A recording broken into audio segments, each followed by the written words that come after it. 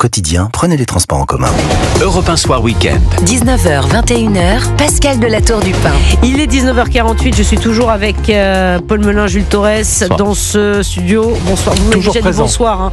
Vous voulez encore dire bonsoir ? Bonsoir. J'adore bonsoir. Bonsoir Pascal. Dites-moi, alors finalement, là on vient de m'imprimer l'interview d'Olivier Faure dans les colonnes du Parisien qui vient juste de sortir. Je voudrais finalement qu'on parle de cette interview. Deux choses. Menace. On en parlait d'Olivier Faure, premier secrétaire du PS. L'inénarrable Olivier Faure. Le délicieux Olivier Faure menace le Premier ministre d'une censure de son gouvernement s'il ne respecte pas les engagements pris sur la réforme des retraites. Il est évidemment en campagne pour le congrès de son parti, hein, évidemment. Olivier Faure, si François Bayrou continue à mépriser le Parlement, ses jours à Matignon sont comptés. C'est une menace. C'est lui qui fait la pluie et le beau temps sur François Bayrou maintenant. Oui, non mais Paul Melun. Je pense qu'Olivier Faure, si vous voulez, il a très mal vécu.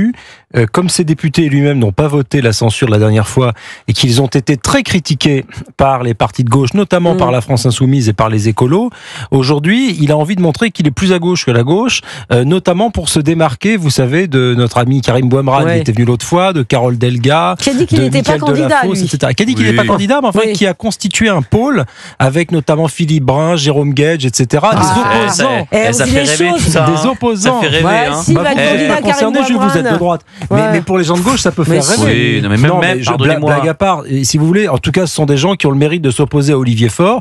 Et moi, je pense que ce parti socialiste a besoin de changement et d'alternance parce qu'Olivier Faure fait beaucoup de mal au socialisme, qui fait beaucoup de mal au parti socialiste, que c'est la quintessence de l'apparatchik et que cet homme-là, qui dans toute sa vie n'a jamais fait que militer au parti socialiste, non.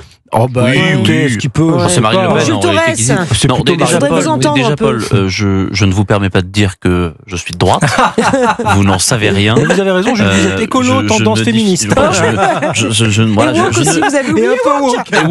ne me suis jamais défini ainsi, donc s'il vous plaît, respectez ma ligne politique. Ensuite, c'est-à-dire le silence, la neutralité. Ce que l'on peut dire, Gilles Torres, il est au barycentre de la droite. Ce que l'on peut dire sur Olivier Faure, pardonnez-moi, mais l'élection interne au PS, ça ne passionne pas les foules.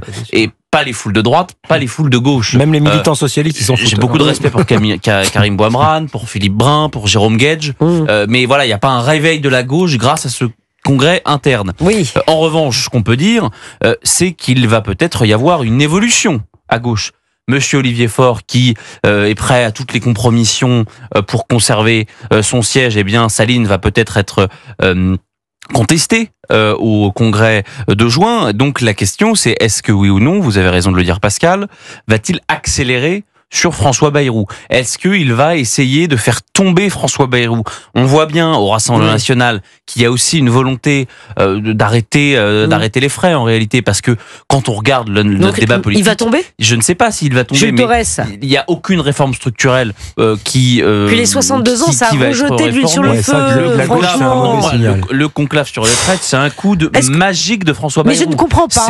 C'est génial. Voulu faire il a réunir les syndicalistes. Le Parti socialiste du Nouveau Front Populaire en leur promettant un conclave sur les retraites dont on savait très bien qu'il échouerait parce que quand vous mettez le MEDEF et la CFDT et la CGT pour parler de la réforme des retraites et en plus de la réforme des retraites à 62 ans, on savait bien que ça n'était pas possible.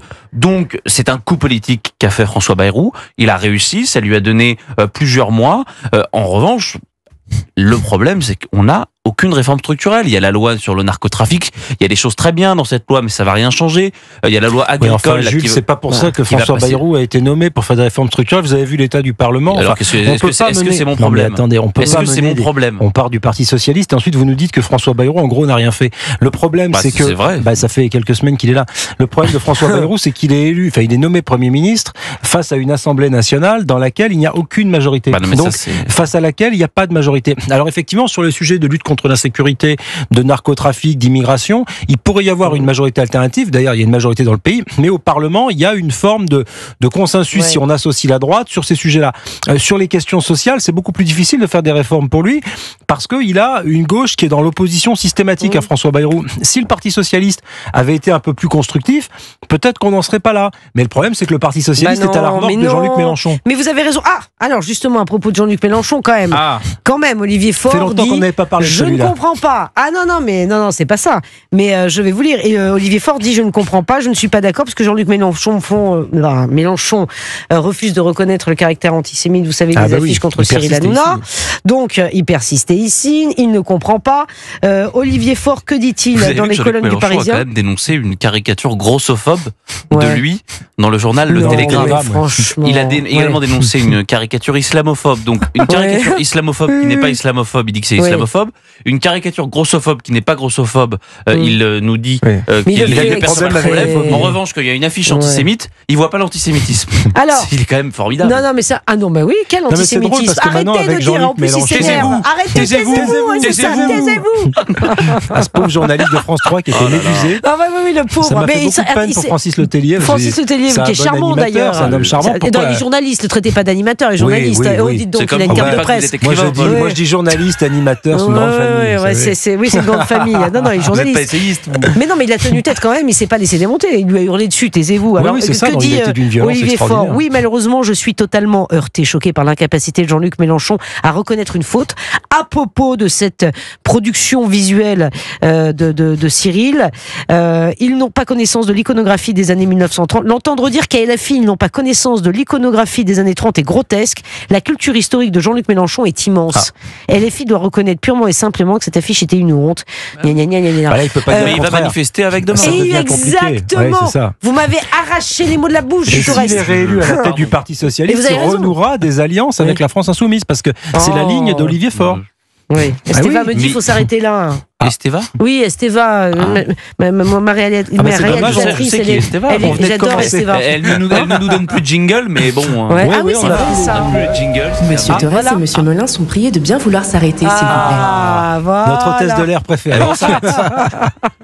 On s'arrête. Bon, merci en tout cas, merci infiniment à vous. On se revoit ce week-end ou pas? Bien sûr. Ah, quand? Demain, après-demain, dites-moi. Moi, je viens dimanche, Pascal. À titre personnel, je serai là demain avec la délicieuse Sarah Salman, ça me changera de Et moi avec la délicieuse Véronique Jacquier. Ah oui, c'est vrai. Moi, que je préfère à Jules Torres. On vous dissocie. L'ancien ambassadeur de France en Algérie sera avec nous, Monsieur Driancourt, Xavier Driancourt sera avec nous après le journal de 20h. On va parler de Boilem-Sansal et de ce simulacre de procès. Georges Fenech nous rejoint ainsi que Philippe Guibert sur Europe 1. Il est 19h55. Europe 1 Soir Week-end.